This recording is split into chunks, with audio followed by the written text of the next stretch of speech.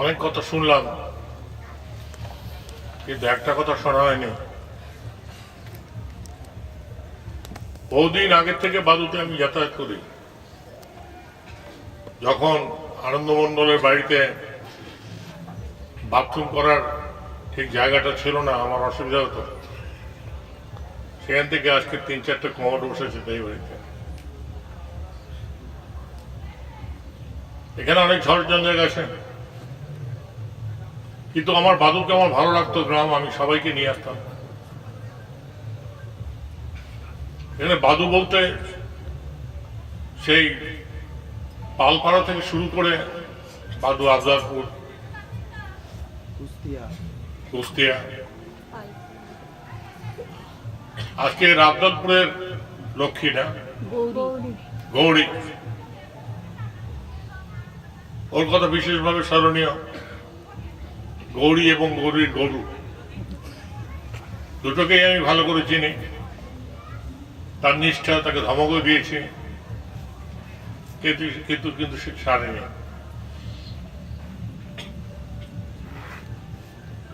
তোমরা মন খারাপ করো না, আমি যদি কিছু সত্যি কথা বলে ফেলি তোমরা মন খারাপ করো না।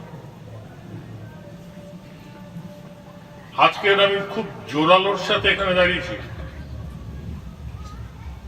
আগে এখানে আমি আসতাম, ভক্তদের মাঝখানে আসতাম, তাদের মধ্যে ঝগড়া মেটাতাম, তাদের মধ্যে অশান্তি মেটাতাম, তাদের মধ্যে ভুল ভাল কথা মেটাতাম। তারা বলে ফেলত, আমার কষ্ট হতো, কারণ বাদুতে আমার কোনো অধিকার ছিল না। আমি জঙ্গল এখানে বিরাটির থেকে এখানে তো এটা একদম অনেক ভিতরে। এখানে যদি আমাকে কেউ মেরে ফেলে পুকুরটায় ফেলে দেয়, কেউ জানবেও না।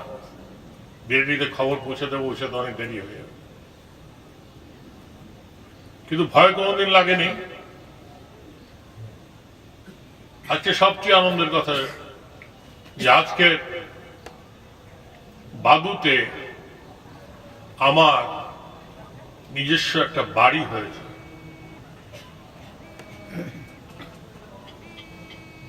জীবন রায় তার বাড়িটা আমাকে দান করেছে। সুতরাং আমি এখন বাদুর অধিবাসী। আমাকে বিরাটির লোক ভাবলে চলবে না। এই আমার বাড়ি, আমি এখানকার পার্মানেন্ট সিটিজেন হয়েছে। সবচেয়ে বড় খবর এটা। ওদের আমি থাকতে দিয়েছি, তাই ওরা থাকে এখন থেকে। এখন এত বড় কাণ্ডটা যে হলো, আমরা কিন্তু সারাদিনে এটা আলোচনা করিনি যে ভক্তির ক্ষেত্রে এটা করলো কি করে, এটা সম্ভব হলো কি করে।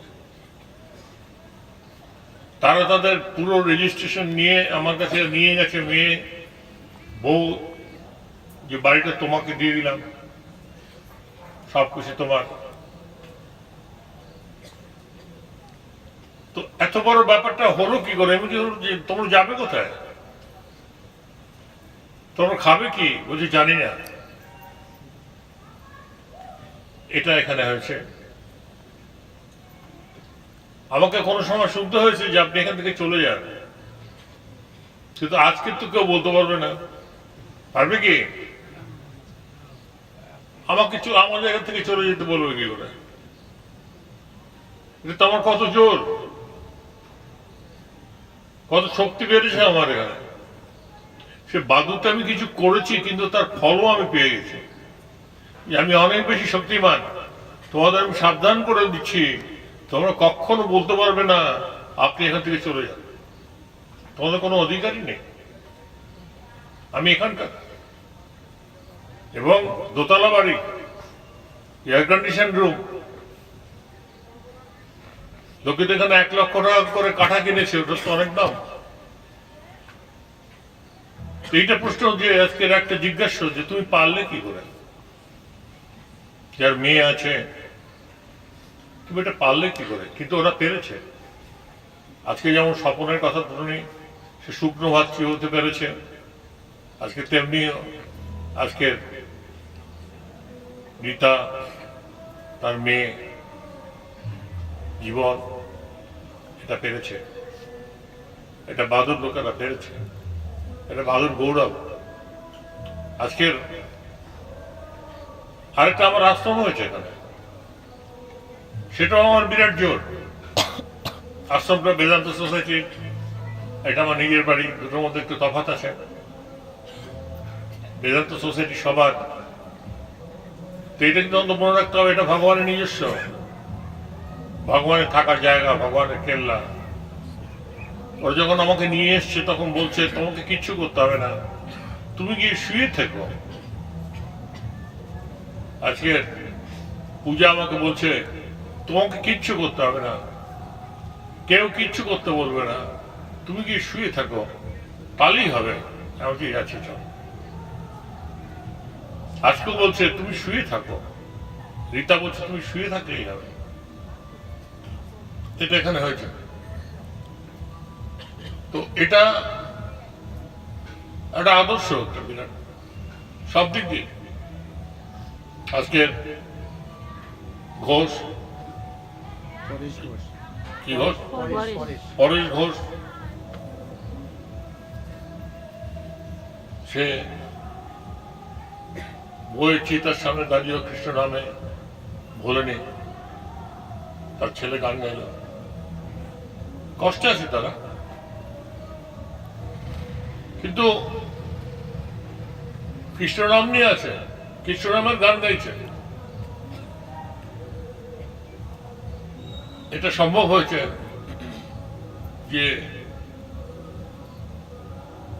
এখানকার মাটিতে এই বীজ বোনা ছিল।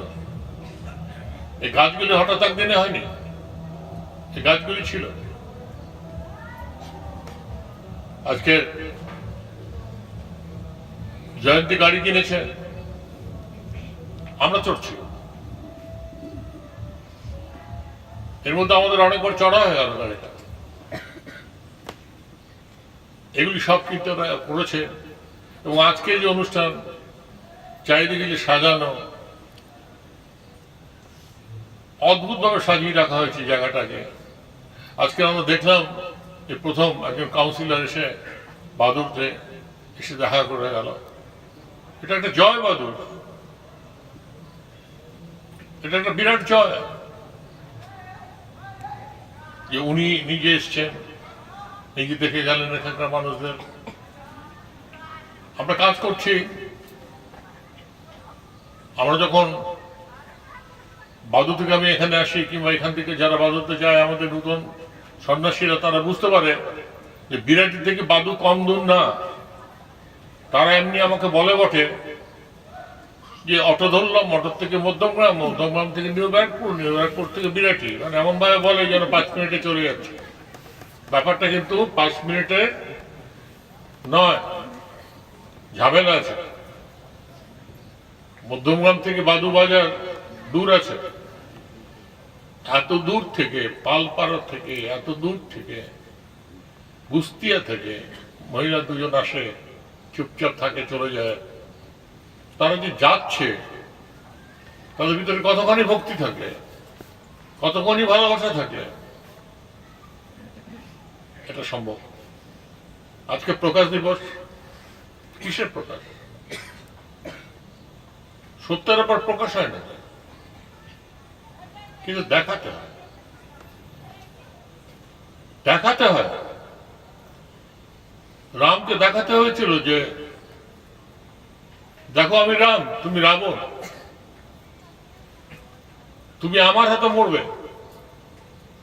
তেমনি ভগবানকে কখনো কখনো ভক্তের জন্য, যেমন বাল্যলীলায়, বৃন্দাবন লীলায় কৃষ্ণের রূপে তিনি প্রেম করতে দেখেছেন ওকে, তেমনি আবার তিনি নৃসিংহ অবতারে তার ভয়ঙ্কর রূপ দেখিয়েছেন ভক্তদের, যে তিনি যখন রুদ্র হন তিনি কত ভয়ঙ্কর হতে পারে। দুটো রূপই তার আছে, এবং দুটো রূপেই তিনি প্রকট হন। তিনি প্রেমিক ঠিকই, আবার তিনি ভয়ঙ্কর, তিনি ভয়ঙ্কর। যখন তিনি ভয়ঙ্কর হয়ে ওঠেন তখন তাকে কেউ কিন্তু সামলাতে পারে না, তাকে সামলানো যায় না। এই দুটো রূপেই কিন্তু তিনি তিনি সৃষ্টিও করেন, সংহারও করেন। তাই প্রকাশ দিবসে শুধু প্রেমের প্রকাশ হয়নি, এখানে যারা আমার মধ্যে যুক্ত, যারা নানাভাবে জানে, তারা দেখেছে ভগবানের শক্তির প্রকাশও তারা দেখেছে,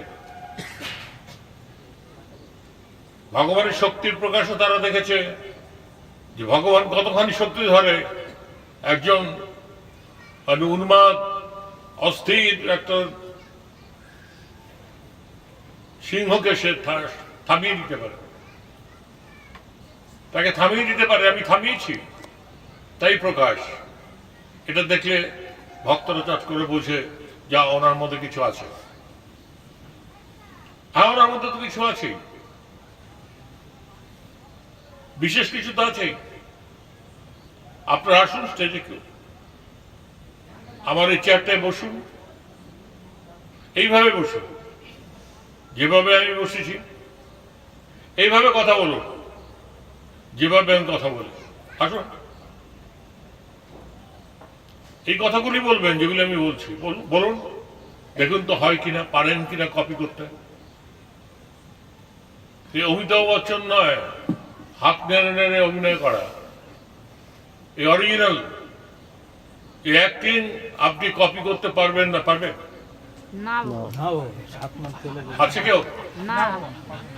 ঠিক এইভাবে বসে ফুলের মালা দেবো, সবই দেবো, এইভাবে মাইক্রোফোন দেবে, আমি ওখানে গিয়ে বলবো তুমি এখানে বসে কথা বলো,